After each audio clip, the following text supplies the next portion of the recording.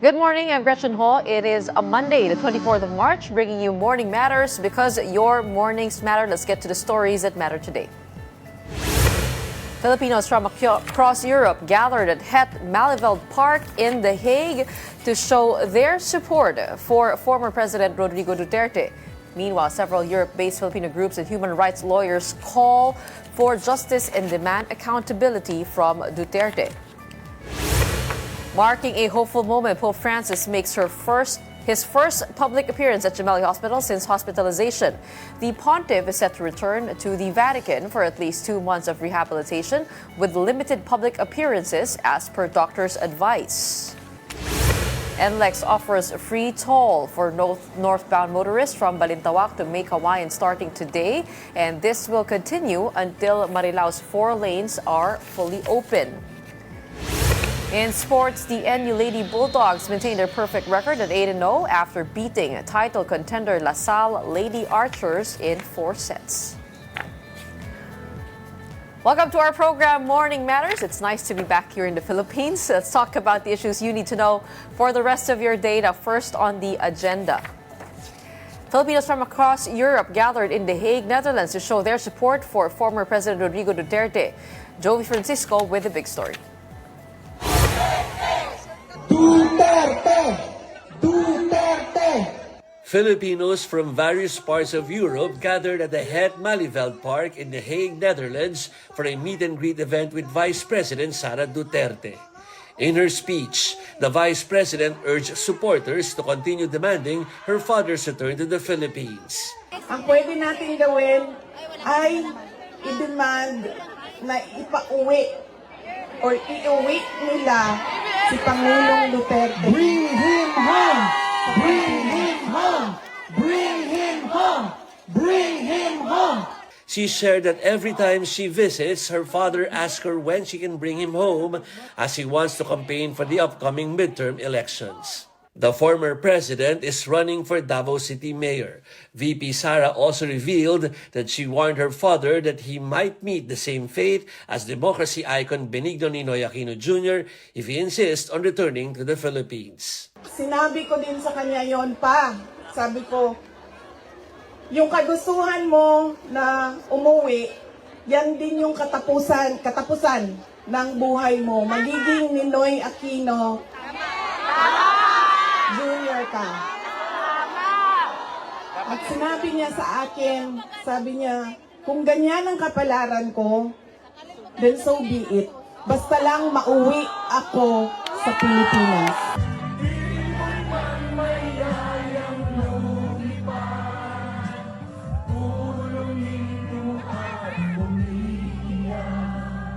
During the event, supporters sang Bayan Ko, an anthem of the 1986 EDSA People Power Revolution. They also called for President Bongbong Marcos to resign. Marcos resign!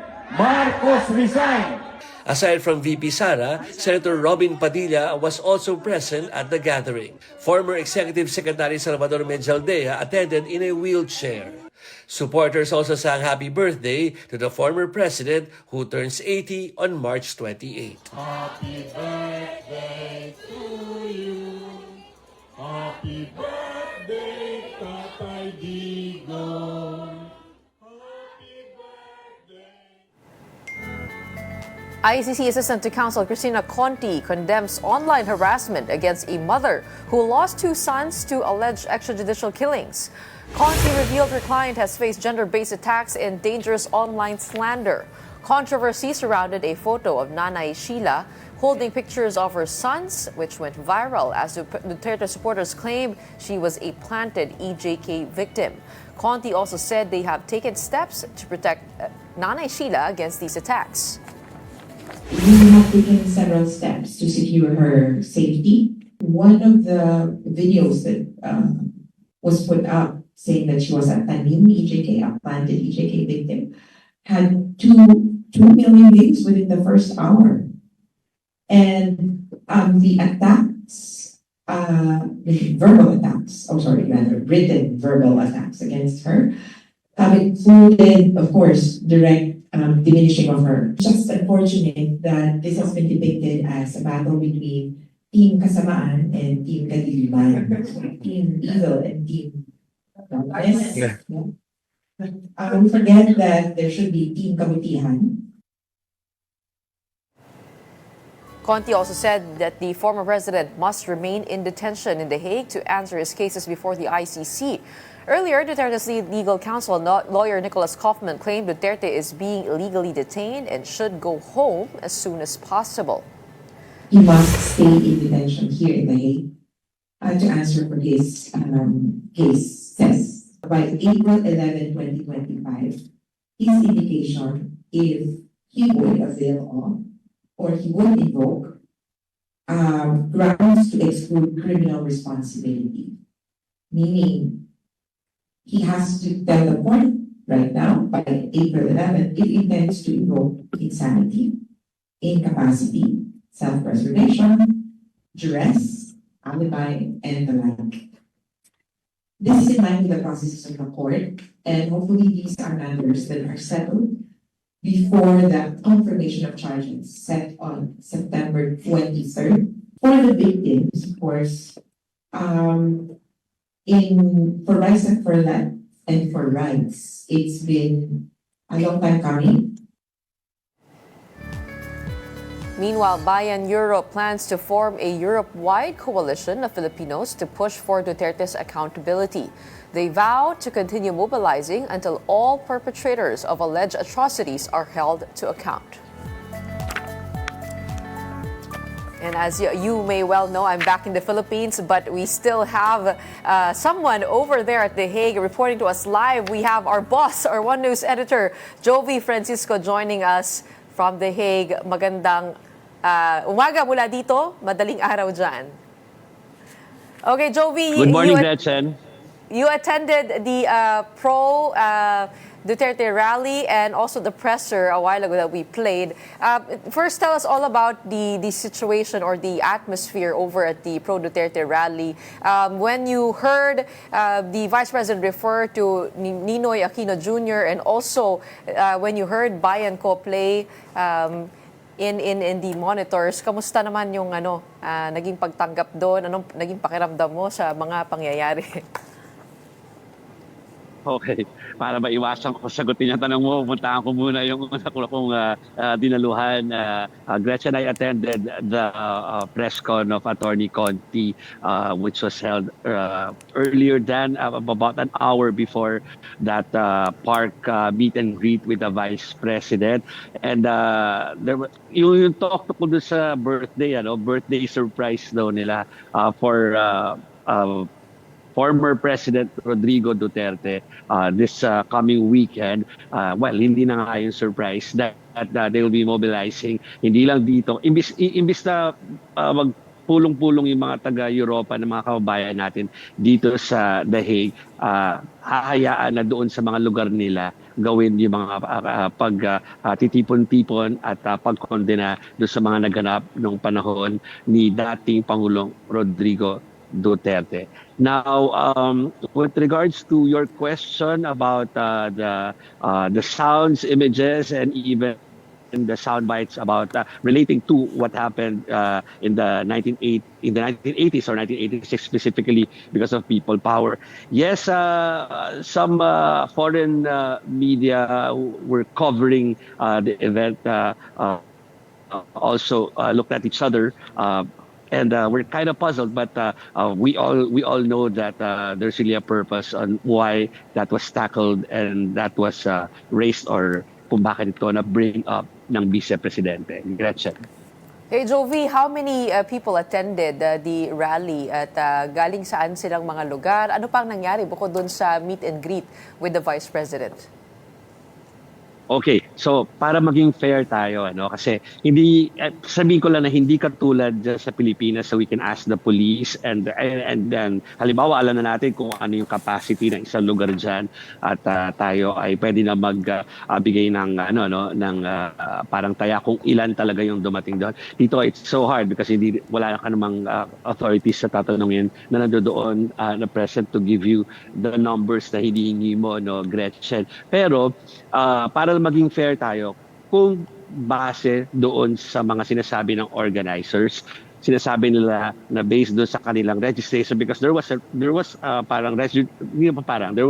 a registration process before pumasok doon sa it's a big park and they occupied almost half of it at may barricade yon. So before pumasok doon merong registration at kiniklaim at sinasabi ng mga organizers na 5,000 strong yung mga dumalo kanina from 10 a.m. na umabot hanggang mga 5 p.m. dito sa The Hague, ano.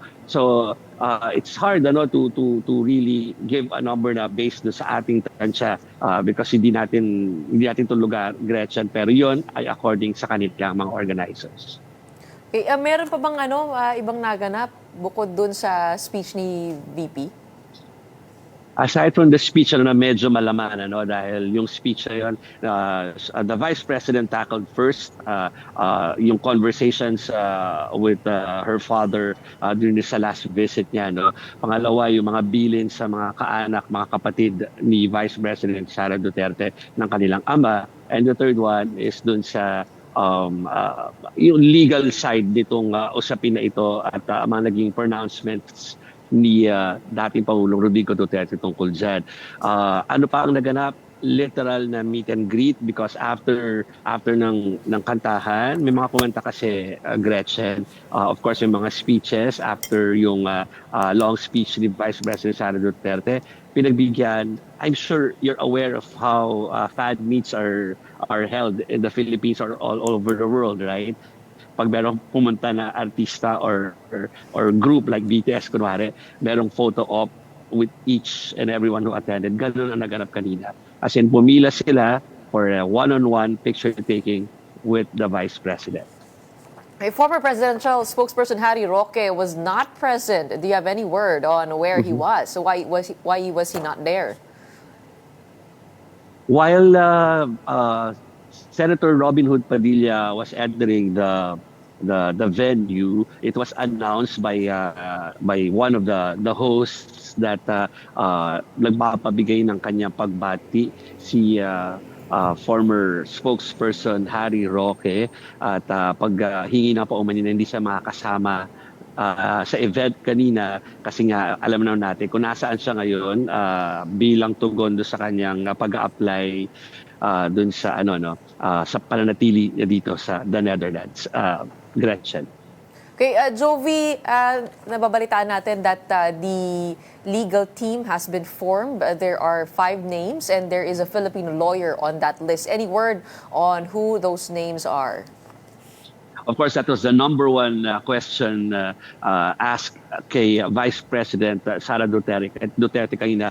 Pero sinabi niya na ito ibibigay na lang niya yung announcement kay Attorney Nick Kaufman at we will have an opportunity. You know that, Gretchen, that he will be visiting the penitentiary later at around 9:30. I'm sure mas alam mo yung oras, 9:30 a.m. dito sa The Hague, and after that, paglabas niya ay yan din na magiging tanong natin because there's parang dapat ngayon na natin malaman yung mga ganyang detalye. Especially kahit kasi sinasabi na ang kailang move is to bring home the former president sa Pilipinas, umuusad yung proseso ng ICC because over the weekend sinabi na ng ICC, sinabihan na ng ICC ang PROSEC at saka ang defense panel ng mga deadlines April 4 and April 11 for submissions and syempre yung mga names nung mga witnesses ipepresent nila and of course yung concern ng ICC kung dito sa mga witnesses ay ipepresent kung sila ay safe at kung paano poprotektahan yung kanilang safety habang gumugulong yung proseso. So tomorrow we should ask the attorney or the lead counsel for more details because kahit na sinasabing September 23 pa ito, gumugulong na yung mga requirements na hinihingi ng ICC, Gretchen. That's correct. Yung disclosure of evidence yung mauuna dyan and the Duterte camp has until April 11 to submit their observations on that disclosure of evidence proceedings. At tama ka, no? Mamaya, kasi usually 9 to 11 dumadating Yes. yung si VP o kaya yung lawyer para bisitahin ang dating Pangulo. Kaya abangan talaga dyan. Speaking of abangan, meron ba silang na-announce na iba pang gathering? I mean, this coming March 28, alilinawin ko lang, no? I mean, is there something big that we should expect in the coming days or weeks? Well, we saw them singing happy birthday for the former president ng twice na kanina. No? Kasi ang tricky kasi dyan, it will not happen on a Saturday or Sunday, di ba, Gretchen? It will happen on Friday. At hindi natin alam kung makapunta pa yung mga grupo kanina dito sa Hague, no? Because we all know yung reality na nag-travel talaga, nag-day trip yung iba para makapunta dito doon sa kanilang pagsuporta sa meeting dito yun. Pero we don't know kung Friday ba allowed na sila or nakapagpaalam na sila to leave yung kanilang work and come over here. So, hindi natin alam kung sa Friday magaganap yung event nila or sa weekend ulit, ano. Pero meron daw magaganap at ayaw lang nilang ibigay yung detalye, Gretchen. Pero ang alam natin, ang definite, ang meron na mga plano ay yung mga anti doon sa mga hindi gusto yung naging war on drugs ng dating Pangulo. At sila yung naghahanda na for Friday dahil meron silang birthday surprise. Abangan natin yan. Pero ito nga, no, as you mentioned, the anti-Duterte group or the pro-human rights group has been also trying to making their voices renounced there. Ano yung naging talagang naging call nila dun sa press conference nila kahapon? Ang call nila basically is ituloy yung pagpapaalala sa lahat ng hindi maganda mga kaganapan o pangyayari nung panahon na isinasagawa nga itong war on drugs ng Duterte administration noong mga panahon na yon. At nanawagan sila ng patuloy na pagsuporta at hindi na kailangan magsipagpunta dito sa The Hague para magpakita ng kanilang suporta doon sa anti-war on drugs or anti-Duterte sentiment nila. Gawin na yon sa bawat syudad kung saan sila nandoon, doon sila mag-organisa, Gretchen. Kay Jovi, bilang panghuli na lang, no? Ba't parang di ka nilalamig? Kasi hindi kasing lamig yun nandito ka. I mean, malamig pa din, pero hindi na single digit, ano, at saka hindi na below at least 5 pababa, ano, ang weather, Gretchen. So okay lang siya. Mukhang in fact, ang init kanina. Ang init kanina sa rally. Mainit ang sikat ng araw. Napakaswerte mo, ano. Alright, abangan namin ang mga report mo. Hanggang ano ka ba? March 28 ka ba dyan? Huwag ka sana magdilang ang hell, Gretchen na. Alright, thank you so much. Matutulugin na natin ang ating boss. So thank you so much, One News Editor Jovi Francisco reporting to us live from The Hague in Netherlands. Don't go away. We will be back with more stories right after the break.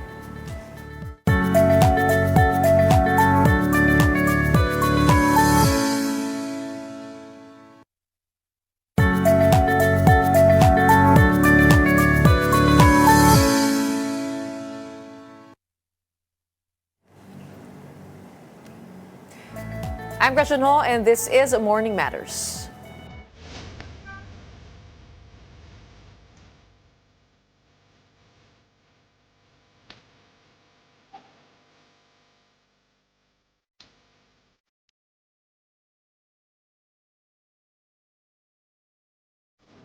The arrest of former President Rodrigo Duterte continues to make headlines with strong reactions from supporters and critics alike. And joining us now to discuss the developments is Human Rights Watch senior researcher Carlos Conde. Welcome to the program.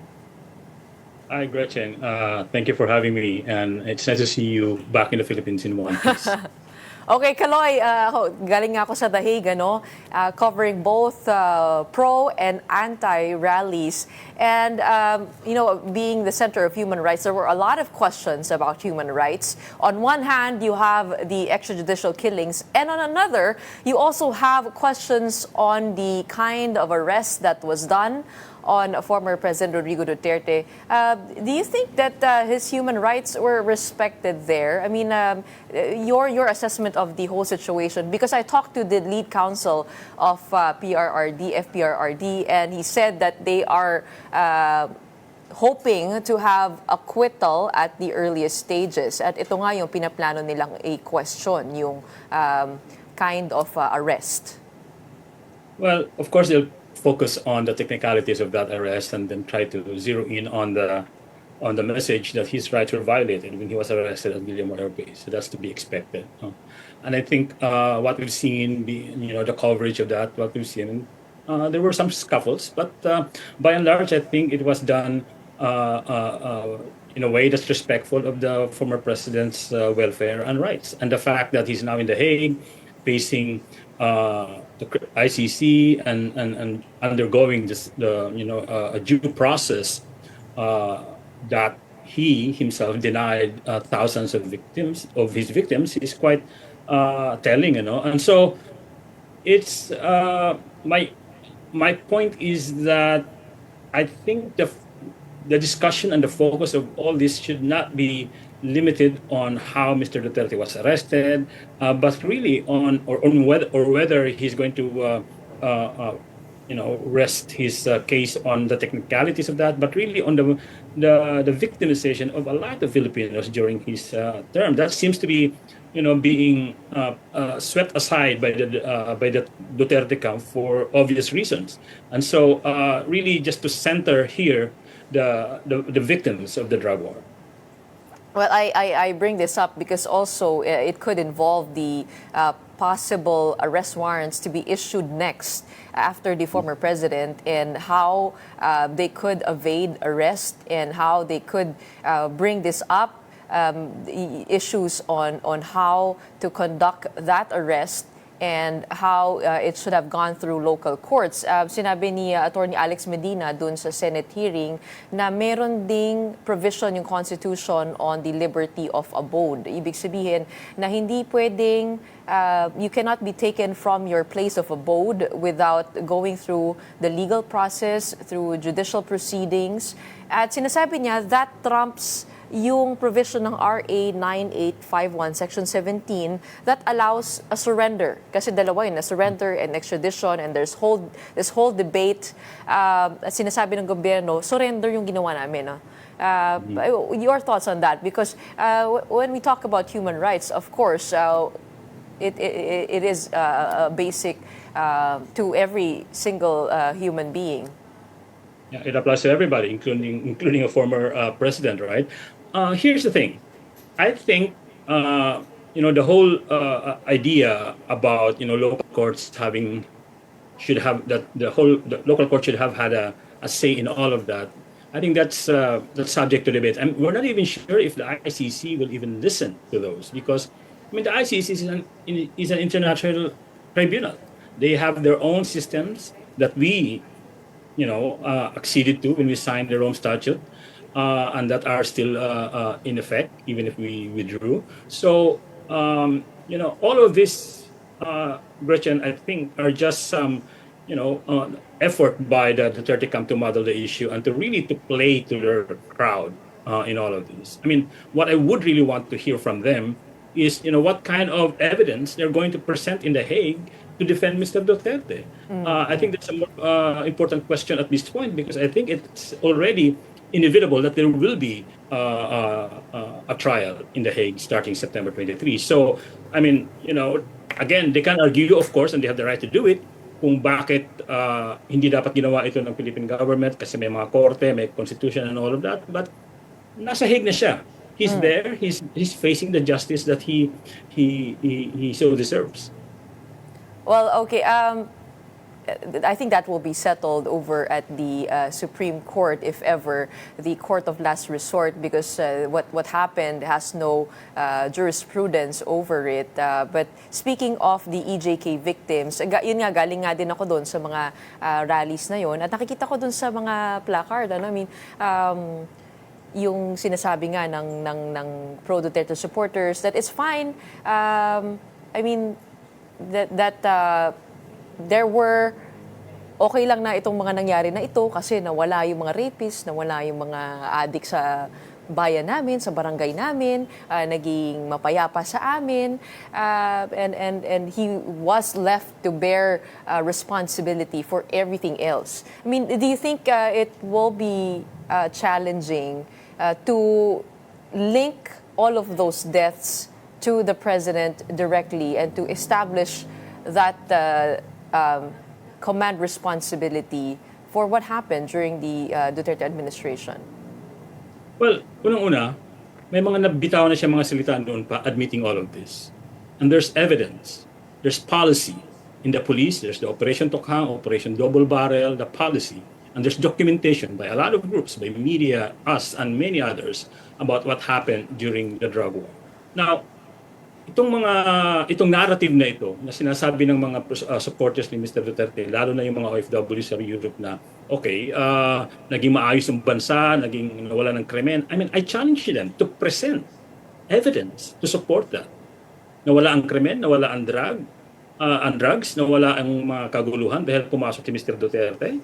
I challenge them really. Itong mga narrative na ito madaling tanggapin madaling lunukin. Especially if you're so far away from the Philippines. Ito pa isang challenge sa mga OFWs. These OFWs, and with all due respect to them, they do so much to the economy. But medyo konting, naman ang konti sa pagtingin dito sa nangyayari dito. Not that you cannot impose yung mga comforts ninyo sa Europe or wherever else on the Philippines. And then, pag hindi nagawa sa Pilipinas, ihahayaan nyo itong isang presidente na to na pagpapatayin ang libo-libo kasi hindi tayo naging European ang dating ng Pilipinas.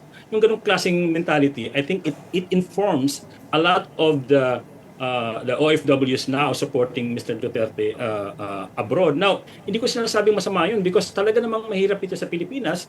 All these years, all these decades, we've always had problems with the way things are being run here. That's precisely why nagpunta sila sa Europe, nagpunta sa America, nagpunta kung saan-saan to get a better living. Ang problema, they're so now removed from what's happening here that they want to impose their own prescription on how this country is run. And then kung hindi mag-respond yung gobyerno na halimbawa ng mga dati, they're much more willing to accept ano yung mga solusyon, mga brutal na solusyon ng katulad ni Duterte. That's what we're seeing here. So really, ano ba ang kapalit? Ang challenge ko sa mga OFWs, mga Pilipino, in fact, generally, tungkol dito, ano ba ang kapalit na gusto nyo para ma-feel nyo na safe kayo? Ilang bangkay ang nakapaligid dapat sa inyo?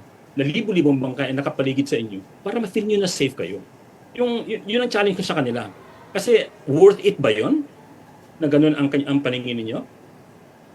I want to talk a little bit more about the number of extrajudicial killings. There are questions over the actual number of the death toll and how many really are EJK victims over the veracity of those identities. On one hand, you have real victims na binabanggit nga ni Attorney Cristina Conti, yung clients niya nahaharas, na sinasabi na peke sila, na tanim biktima lamang ito. But on the other hand, you also have cases that have proven to be untrue. For example, yung kay Aldrin Tangonan, isang student na namatay, yung sister niya sinabi na yung kapatid niya ay namatay because of jealousy.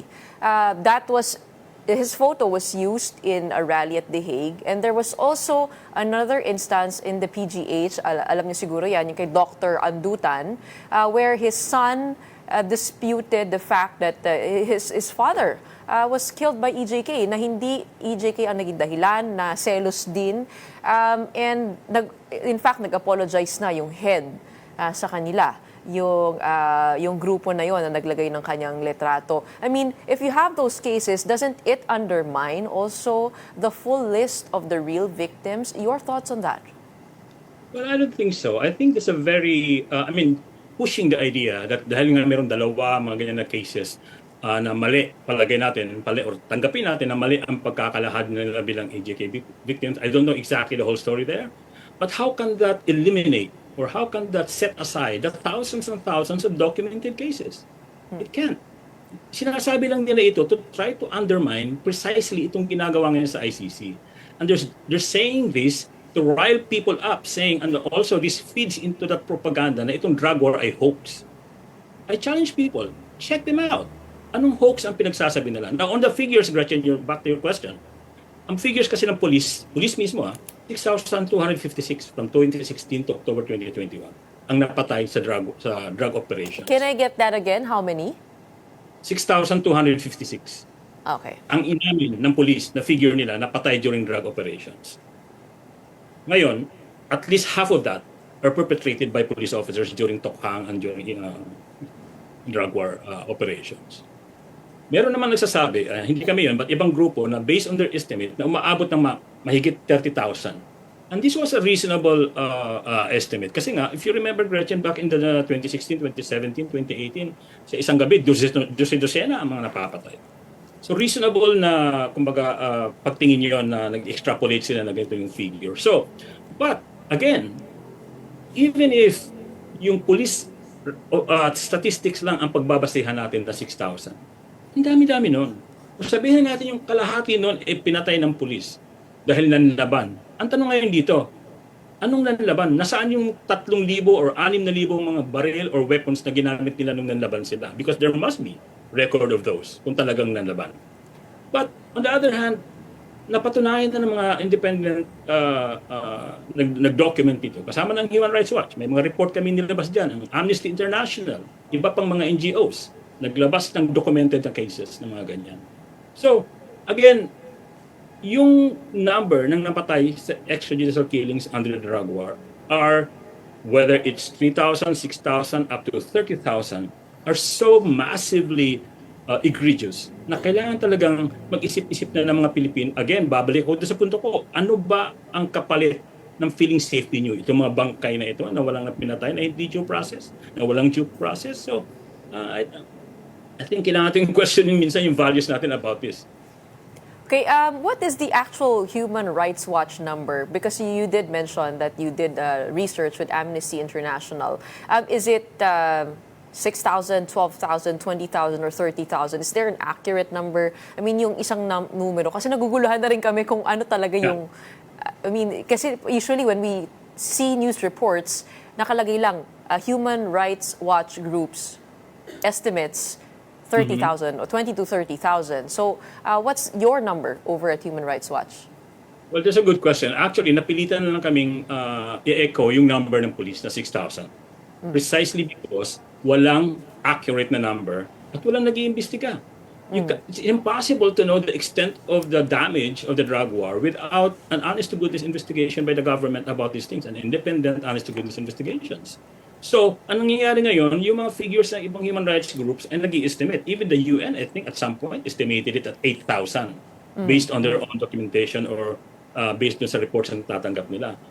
Pero ito yung ngayong challenge sa gobyerno na sinasabi natin noon pa under Mr. Duterte, dapat nagkaroon ng maayos na investigasyon sa mga cases nito para talagang malaman yung mga extent ng death toll. Pero anong ginawa ng gobyerno ni Duterte? Hindi niya pinakinggan yan. Tuloy-tuloy pa rin. In fact, may mga pagkakataon pa na they were falsifying medical records, they were planting evidence. So ito ngayon, mapupunta ngayon yung challenge kay Mr. Marcos, Presidente Marcos, to do something about this. There needs to be an independent investigation about these killings para makita natin yung extent ng damage. But also, related to that, dapat magkaroon na talaga ng Truth Commission ang gobyerno tungkol dito. Isang independent Truth Commission, not Quadcom, not any of those legislative hearings na ginagawa. But an independent truth commission, possibly led or run by the Commission on Human Rights, but it has to be independent, it has to be non-partisan, and it has to be based on the evidence on the ground. Kasi pag wala yan, puro tayo hula. Pero again, babalik ako doon. Kung 6,000 ang sabi ng police, simulan natin doon. Gaano kadami yung 6,000 na yan? Okay, when you say EJK deaths, what is included there, you think? I mean, like the scope of it. Ito ba yung mga sinasabing nanlaban lamang? Or kasama rin dyan, tingin mo yung mga namatay because of the culture of impunity? Or is it, when you say drug-related deaths, ito, droga talaga? Well, yeah. Yung scope ng coverage ng deaths sa drug war, kasama dyan yung napatay during police operation. Sinasabi nga nilang nanlaban. Pero kasama din dyan, equally, yung napakarami din na mga pinatay na mga unidentified people. Okay, mga hitman, assassin. But there have been research, including from our own and from other groups, showing that many of these civilian assassins or hit squad or killers were actually working for the police. So, again, hindi malinaw yung extent kasi nga walang investigasyon. But kasama diyan yung kasama diyan yung mga pinatay ng police, kasama diyan yung mga pinatay ng mga unidentified assassins. At ito pa ang magiging dito ngayon. Ito pa ang magiging issue kasi nga talamak ang extrajudicial killings at summary executions or summary killings sa Pilipinas. So, sometimes di mo na alam kung bakit siya pinatay na ganyan. Seros lang ba yan? Drug ba yan? May ginawa bang krimen? So, again, this all goes back to the whole criminal justice system and the police law enforcement system natin and how they're investigating every one of these deaths. Kasi pag hindi na nagawa ng pulisya na may ganyang pag-iimbestiga na maayos, hindi talaga natin makikita yung extent ng damage. And really, in fact, the drug war, has been always our view. The drug war grew out of this really dysfunctional criminal justice system and law enforcement system that we have. So it's not surprising that many of those who are being accused of killing people are actually from the police because it is so dysfunctional, it is so criminal. And you've seen the testimony in Congress about, accusing police officers of doing this and doing that. Ang dami. So, again, this is a whole systemic kind of rot that Mr. Marcos needs to grapple with in the coming months. Okay, DJ Secretary Remulla admitted that there are 95% of wrongful deaths that have no police records. Where do you propose government start? With no records at hand, which trail can they follow, you think? Well, that's actually, we were glad that Mr. Remulla said that, na karamihan dun sa mga napatay ay walang police records. But again, that only shows to you kung gaano ka-wanton, kung gaano ka walang habas yung ginawa ng patayan. No? Now, where does the police start or the investigation start? I think it makes sense for the Philippine National Police under Chief PNP Marbil to now figure out a way to try to go back to those cases and really, start from scratch talaga sila in investigating all those cases because keep in mind, Gretchen, karamihan dun sa mga patayan mula pa ng drug war, talagang a huge majority were not investigated by the authorities. Parang pinatay, binarel, okay, hayaan nyo lang siya. To cite you one example, one research I did back in 2020, I interviewed dozens of families of victims and I made sure to ask every one of them before I left for the interview, binalikan ba kayo ng police para kumuha ka ng statement ninyo, ng accounts ninyo? None of them said so. So, it's very clear na walang walang documentation from the police itself. And then hindi pa nga kasama diyan yung pagmamanipula ng ilan sa mga police records, yung pagbibigay ng mga maling impormasyon to support the violence. So, again, this is a huge challenge for the PNP right now and even for the NAPOLCOM and the DILG. And then, of course, the DOJ. Because obviously, from all of this, pag na-determine nila na marami dito ay mga questionable mga deaths, the DOJ needs to come in. But I think corollary to all of this is the establishment talaga ng isang non-partisan independent truth commission to really look into this. Not just in terms of getting the forensics and getting all of the information needed, but also to give a space to the victims of this drug war where they can say, where they can tell the public what happened to them or their loved ones. It's important for all of us to find some justice and closure in the years ahead. Okay. In the absence of that recourse for the past years, where have these victims turned to? I mean, are you in contact with some of the victims that are or have testified in the ICC? Kamusta naman sila ngayon? Well, that's a good question because I think dito ngayon papasok yung papel ng mga human rights organization, lalo na yung grassroots. I'm not talking about Human Rights Watch or some of those international groups. I'm talking about grassroots human rights organization that the families of victims have been, have been communicating with. In fact, they're the ones that are helping these families because ang gobyerno talaga is almost totally absent sa mga bagay na ito. The government really just, we're talking about the government, the executive, but also the Department of Social Welfare and all the other agencies of government that's supposed to be responding to the crisis that we saw from 2016 up to 2022, wala. So napunta talaga lahat yung mga tawag dito, yung task to care for these families and to document what they went through. Sa mga NGO, sa mga human rights defenders, we're talking about RISA. We're talking about the group of Father Flavi, yung Arnold Johnson Center, Kalinga, na sila yung kumakalinga doon sa mga biktima ng drug war. We're talking about paralegal groups like Ideals. We're talking about Ateneo Human Rights Center, Karapatan, Network Against Killings in the Philippines. So marami. In fact, andyan pa yung RESPAC, yung itong artist and photographers group na hindi lang kumbaga hindi na lang documentation ginagawa nila, but kumakalinga sila sa mga biktima. So, yung absence ng gobyerno in all of this was very palpable to the point na yung mga biktima ng drug war, wala na silang mapupuntahan. So, yung may vacuum na na-create. So, dito pumasok ngayon yung mga non-government organizations at grupo na para asikasuhin at tulungan yung mga biktima ng drug war. But this cannot go on. Kasi nga, ngayon, lahat itong mga grupo na to under attack from the Duterte trolls and Duterte supporters. Tinatawag ng mga komunista, nitretan, yung nangyari kay Atty. Chrissy Conti. Even the journalists that are covering this are being harassed online. So, again,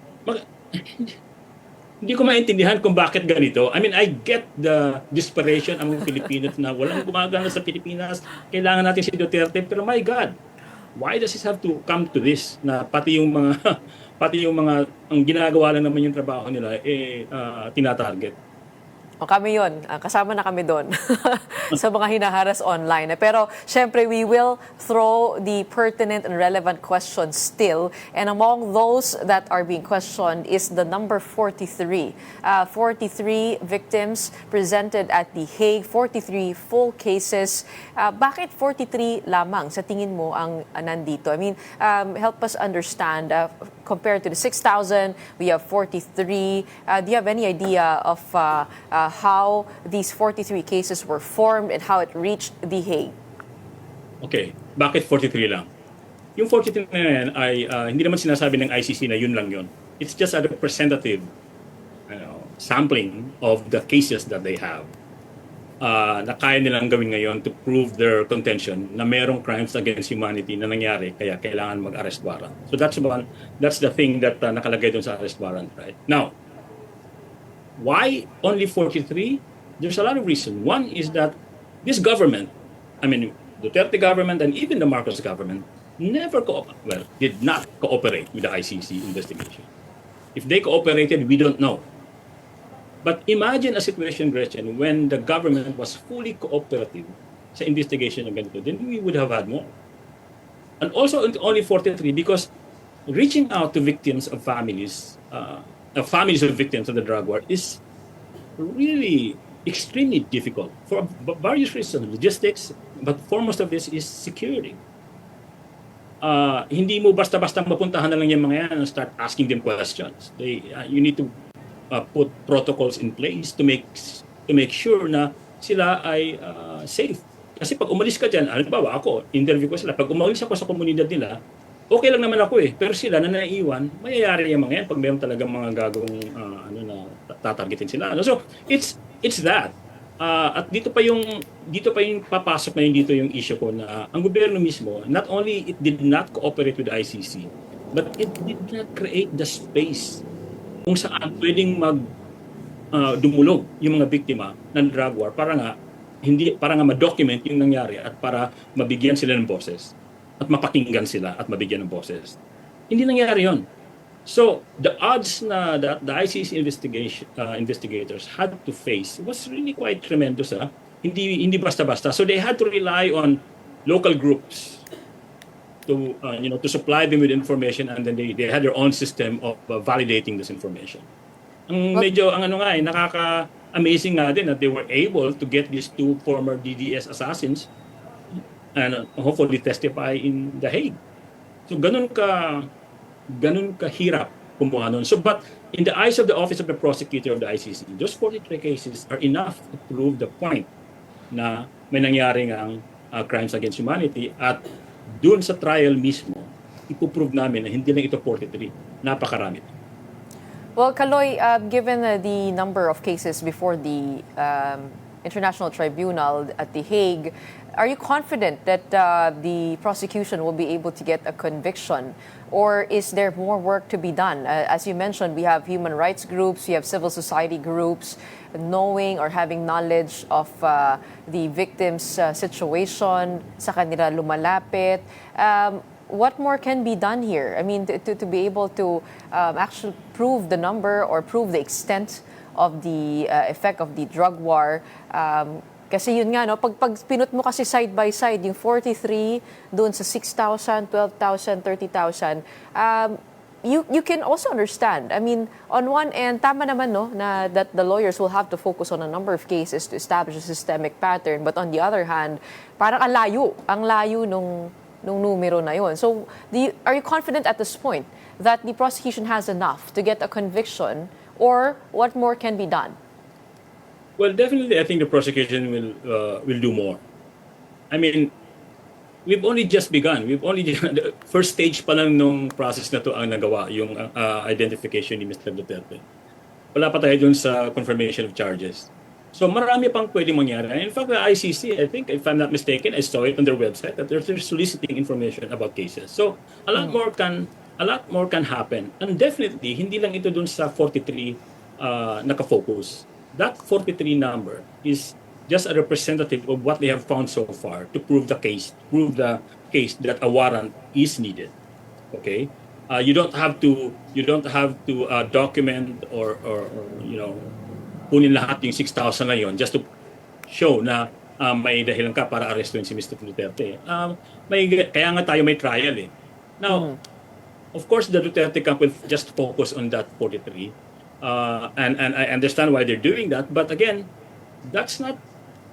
although that feeds into this whole hoax, drug war hoax thing, I think it's important to keep in mind that there is enough documentation to show the scale of the drug war. Now, we may quibble on the numbers, the actual numbers, but there's a massive, violation of rights that are happening. And mangkakala pa ng mga tawag dito, mga witnesses ang Office of the Prosecutor, definitely. But also, lastly, on your point, what needs to be done?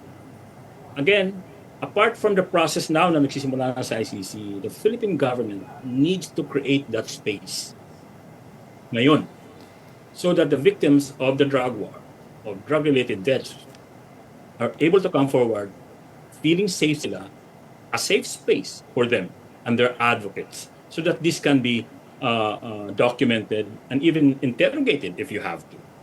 Kaya mahirap kaya madaling ng mga false information, disinformation kasi wala tayo nun eh. And so now again, babalik ko yung challenge sa administration ni Mr. Marcos.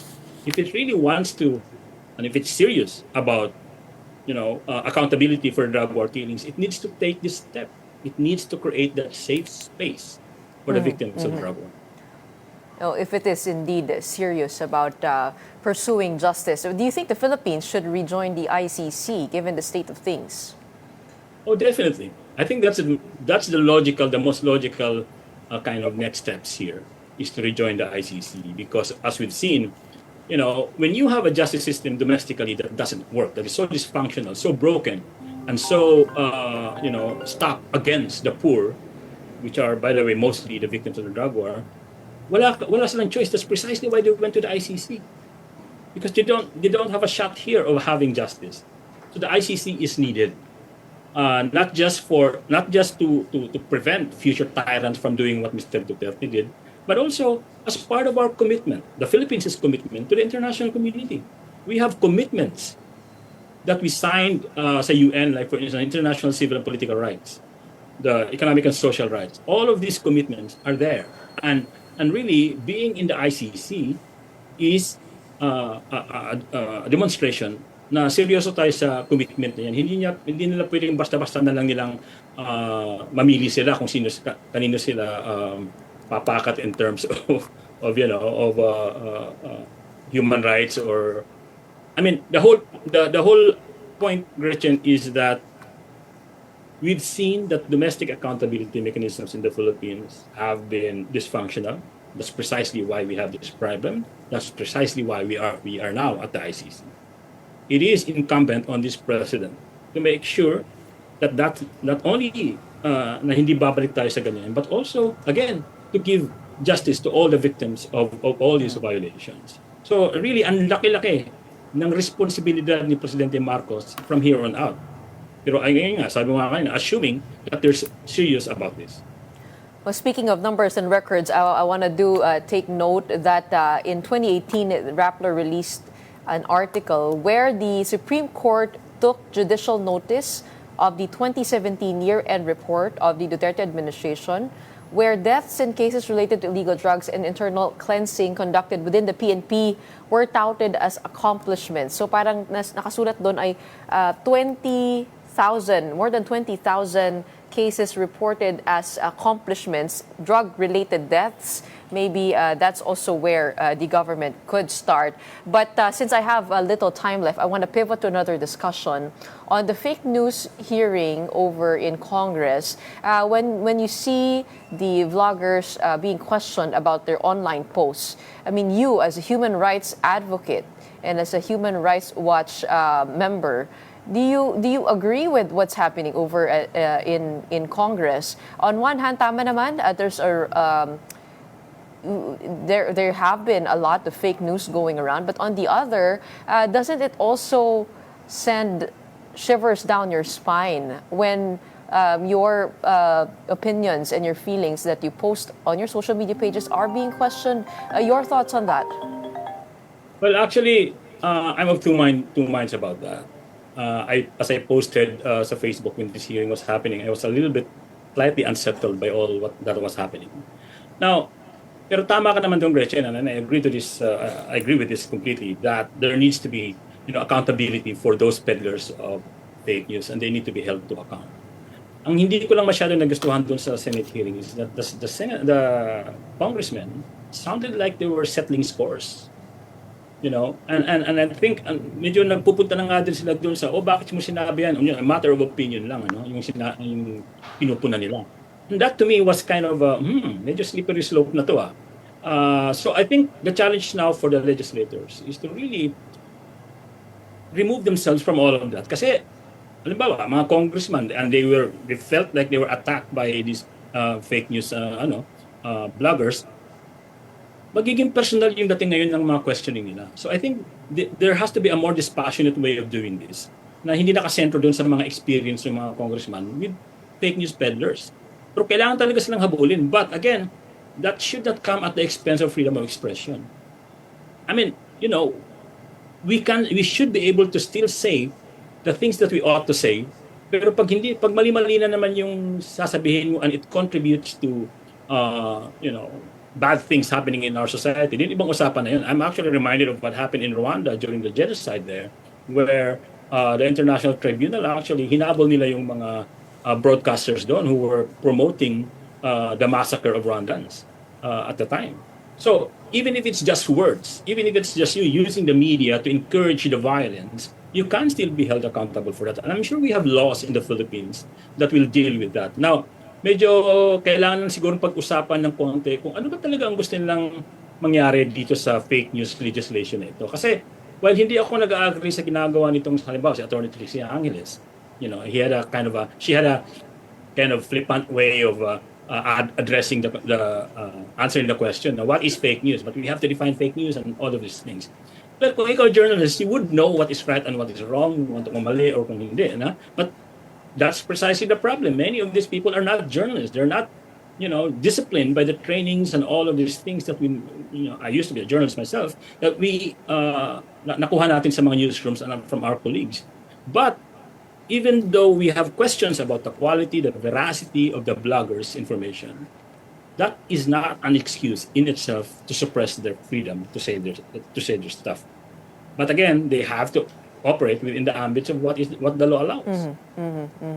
Well, there is that whole question over whether government should dip its fingers into this discussion, and if there's an actual possibility of it being non-partisan, diba? I mean, at the end of the day, the two things that we talked about is a fight for truth over the social media space, and fight for truth over the drug war of the Duterte administration. We all want to get down to the facts. At maraming salamat. Thank you so much for shedding light on those numbers. We have a Human Rights Watch senior researcher Carlos Conde joining us on Morning Matters, and keep up the fight on your end. Maraming salamat. Thank you, Gretchen. Don't go away. We have more matters to discuss right after the break. Keep it here on One News.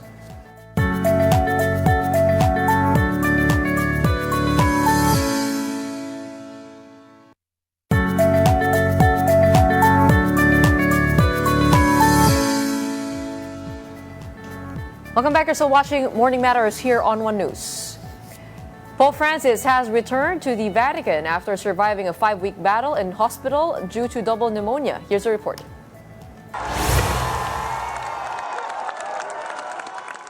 Pope Francis made his first public appearance since February 14, just before being discharged from Rome's Gemelli Hospital shortly after noon on Sunday. The 88-year-old pontiff had been battling double pneumonia, the most serious health crisis of his 12-year papacy. As he emerged, he was greeted by a crowd of well-wishers who had been praying daily for his recovery. Abbastanza bene, speriamo che continui per molti anni perché gli vogliamo tanto bene. Veramente è un papà, è un amore di padre. Sensazione di gioia, è un testimone del Vangelo fino in fondo e ci dà speranza. Before returning to the Vatican, Francis made a familiar stop at the Basilica of St. Mary Major, a church close to his heart. He left flowers at the altar, a tradition he has kept throughout his pontificate, even in times of illness. Though his doctors say the Pope is breathing on his own, Francis continues to use oxygen and will need at least 2 more months of rest. He has been advised to avoid large or stressful gatherings, while his body continues to heal. As he traveled back to the Vatican, the streets were lined with supporters chanting his name. Well, good to see the Pope finally say hi to his audiences outside the Gemelli Hospital, and we hope for continuous recovery. In the meantime, more good news. Alex Ayala, a Filipina, made history once again at the 2025 Miami WTA 1000 event, defeating Australian Open champion Madison Keys 6-4, 6-2. This victory marks her second win over a top 30 opponent in just 2 days, following her stunning upset of world number 25 Jelena Ostapenko.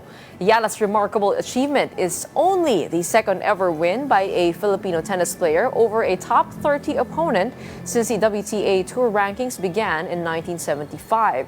Ayala's historic win has set the stage for an exciting 4th round matchup against Spain's Paula Badosa. Well, good to end today's episode with good news. And that's it for this Monday. My name is Gretchen Ho. Keep it here. We are One News, all sides, all the time.